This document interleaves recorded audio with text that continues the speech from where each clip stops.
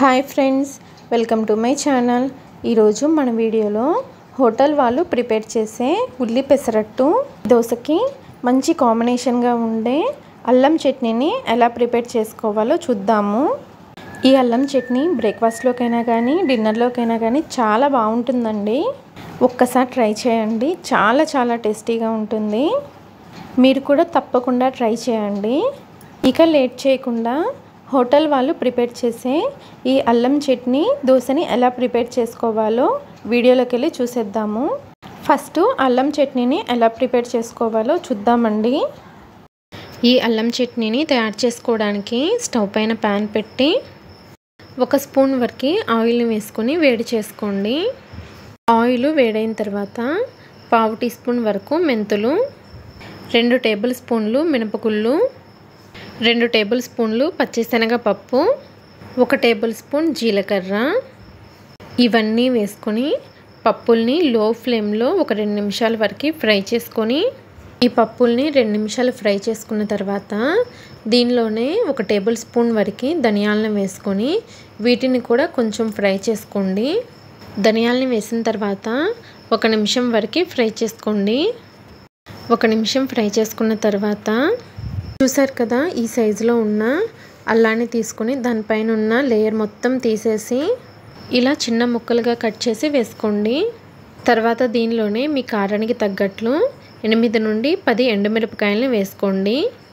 తర్వాత అల్లాన్ని ఎండుమిరపకాయలని కలుపుకుంటూ లో టు మీడియం ఫ్లేమ్లో ఒక 2 నిమిషాలు ఫ్రై చేసుకోండి. ఎండుమిర్చి అల్లం చక్కగా వేగిన తర్వాత ఇప్పుడు ఇందులోకి చిన్న నిమ్మకాయ సైజ్ అంతా చింతపండుని వేసుకోండి.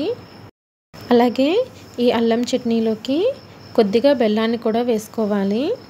2 నుండి 3 స్పూన్ల వరకు బెల్లాన్ని వేసుకొని ఒకసారి బాగా కలిపేసుకొని ఈ బెల్లం అంతా కరిగేంత వరకు లో ఫ్లేమ్లో కలుపుకుంటూ ఉడికించుకోవాలి. బెల్లం చూసారా, ఇలా చక్కగా కరిగిపోయిన తర్వాత ఇప్పుడు దీనిలోకి మీ రుచికి తగినంత ఉప్పును కూడా వేసుకోండి. అలాగే 7 నుండి 8 పొట్టు తీసిన వెల్లుల్లి రెబ్బలు కూడా వేసుకొని ఒకసారి అంతా కూడా బాగా కలిపేసుకోండి. ఇలా కలుపుకున్న తర్వాత దీనిలోకి 1/4 కప్పు నీళ్ళని వేసుకొని మళ్ళీ ఒకసారి కలిపేసేసి మూత పెట్టేసి ఈ నీళ్ళన్నీ కూడా చక్కగా దగ్గరకయ్యి నీళ్ళన్నీ ఎగిరిపోయేంత వరకు ఈ మిశ్రమం మొత్తాన్ని లో టు మీడియం ఫ్లేమ్లో ఉడికించుకోండి. 3-4 నిమిషాలకి నీళ్ళన్నీ ఎగిరిపోయి ఈ మిశ్రమం మొత్తం దగ్గర పడి ఉంటుంది.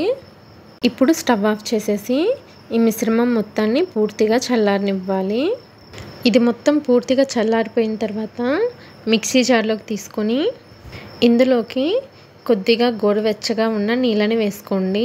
గోరువెచ్చగా ఉన్న నీళ్ళని వేసుకొని ఈ చట్నీని గ్రైండ్ చేసుకున్నారంటే మీకు ఈ చట్నీ వారం రోజుల పాటు పాడవకుండా ఫ్రెష్గా ఉంటుంది. చల్లటి నీళ్ళు కనుక వేసుకొని చట్నీని ప్రిపేర్ చేసుకుంటే చట్నీ నిలవ ఉండదు. అందుకోసమని కొంచెం గోరువెచ్చగా ఉన్న నీళ్ళని వేసుకొని ఈ చట్నీని బాగా మెత్తగా గ్రైండ్ చేసుకోవాలి. ఇలా బాగా మెత్తగా గ్రైండ్ చేసుకున్న చట్నీని గిన్నెలోకి తీసుకోండి. ఇలా గిన్నెలోకి వేసుకున్న తర్వాత మీరు కావాలంటే దీనికి తాలింపుని పెట్టుకోవచ్చు. తాలింపు లేకపోయినా కానీ ఈ చట్నీని ఇదే విధంగా సర్వ్ చేసుకోవచ్చు. తాలింపు కోసమని గిన్నెను పెట్టి దానిలో 1 స్పూన్ వరకు నూనెని వేసుకోండి. నూనె వేడైన తర్వాత దానిలోకి 1 స్పూన్ వరకు తాలింపు గింజల్ని వేసుకోండి. మినపప్పు, శనగపప్పు, ఆవాలు, జీలకర్ర ఇవన్నీ కలిపి 1 స్పూన్ వేసుకోండి. అలాగే 1 ఎండుమిరపకాయని ఇలా సగానికి కట్ చేసి వేసుకోండి. పోపు దినుసులు ఎండుమిరపకాయని లో ఫ్లేమ్లో వేయించుకున్న తర్వాత దీనిలోకి 1 రెమ్మ వరకు కరివేపాకు కూడా వేసుకొని కరివేపాకు కూడా ఫ్రై చేసుకొని ఈ తాలింపు తెచ్చి మనం ముందుగా గ్రైండ్ చేసుకున్నాం కదండి, ఆ అల్లం చట్నీలో వేసి కలుపుకోండి. చూసారు కదండి, సూపర్ టేస్టీగా ఉండే హోటల్ స్టైల్ అల్లం చట్నీ ఇంట్లోనే రెడీ అయిపోయింది. చూసారు కదండి, చాలా సింపుల్గా ప్రిపేర్ చేసుకోవచ్చు. చట్నీని ఇలా తాలింపు పెట్టుకొని ప్రిపేర్ చేసుకున్నారంటే మనకి చట్నీ అనేది పాడవకుండా ఉంటుందండి.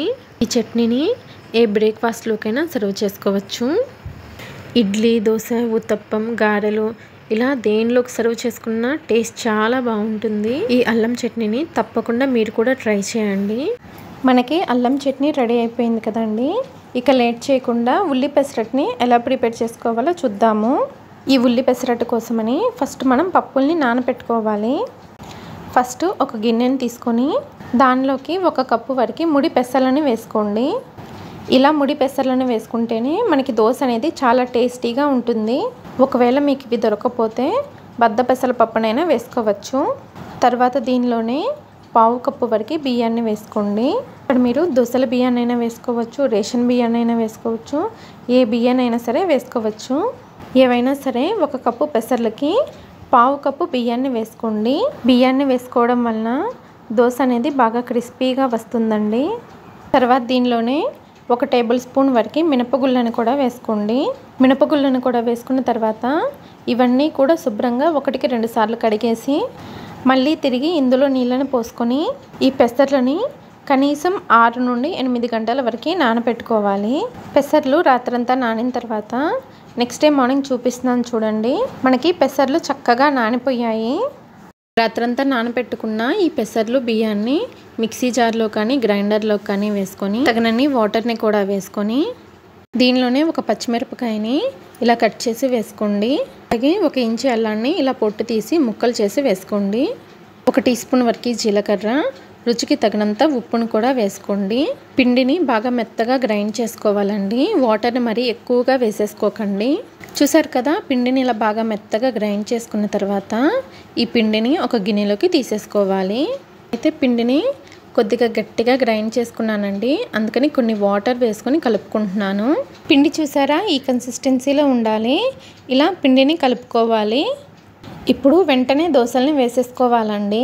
మనం రెగ్యులర్ దోశ పిండిలాగా పక్కన పెట్టామంటే పిండి తొందరగా పులిసిపోతుంది, దోశ టేస్ట్ అంతా మారిపోతుంది. దోశల పిండి రెడీ అయిపోయింది కదా, ఇప్పుడు వెంటనే దోశల్ని వేసేసుకోవాలి. పిండి వేసుకున్న తర్వాత దోశ వేసుకోవడానికి టైం ఉంది అనిపిస్తే ఈ గ్రైండ్ చేసిన పిండిని వెంటనే ఫ్రిడ్జ్లో పెట్టేసేయండి. ఫ్రిడ్జ్లో పెట్టుకున్నారంటే మనకి పిండి అనేది పులవదు. నేనైతే పిండిని గ్రైండ్ చేసిన వెంటనే దోశని వేసేసుకుంటున్నాను. స్టవ్ ఆన్ చేసి దోశ ప్యాన్ పెట్టి పెనం బాగా వేడైన తర్వాత 2 చుక్కల వరకు నూనెని వేసుకొని నూనెని ఉల్లిపాయతో స్ప్రెడ్ చేయండి. మంటని ఖచ్చితంగా లో ఫ్లేమ్లో పెట్టుకొని మనం ప్రిపేర్ చేసుకున్న ఈ పెసరట్టు పిండిని 1 లేదా 2 గరిటెల వరకు వేసుకొని మీకు వీలైనంత పల్చగా ఈ దోశని స్ప్రెడ్ చేసుకోండి.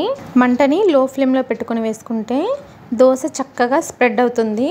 దోశని ఇలా స్ప్రెడ్ చేసుకున్న తర్వాత దీనిపైన సన్నగా కట్ చేసిన ఉల్లిపాయ ముక్కల్ని వేసుకోండి.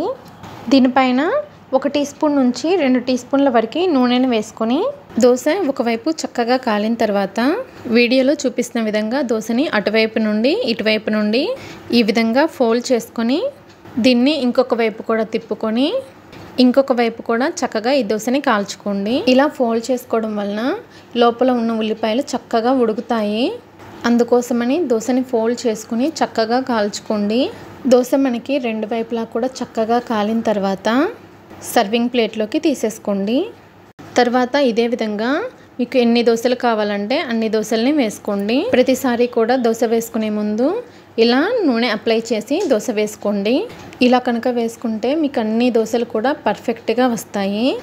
ఇలా కావాల్సినన్ని దోశలు వేసుకొని మనం ప్రిపేర్ చేసిన అల్లం చట్నీతో సర్వ్ చేసుకోండి. చాలా చాలా టేస్టీగా ఉంటాయి. ఒకవేళ మీకు కనుక పిండి మిగిలితే ఈ పిండిని వెంటనే ఫ్రిడ్జ్లో పెట్టేసుకోండి. నెక్స్ట్ డే ఉదయాన్నే కూడా చక్కగా ఈ దోశల్ని వేసుకోవచ్చు.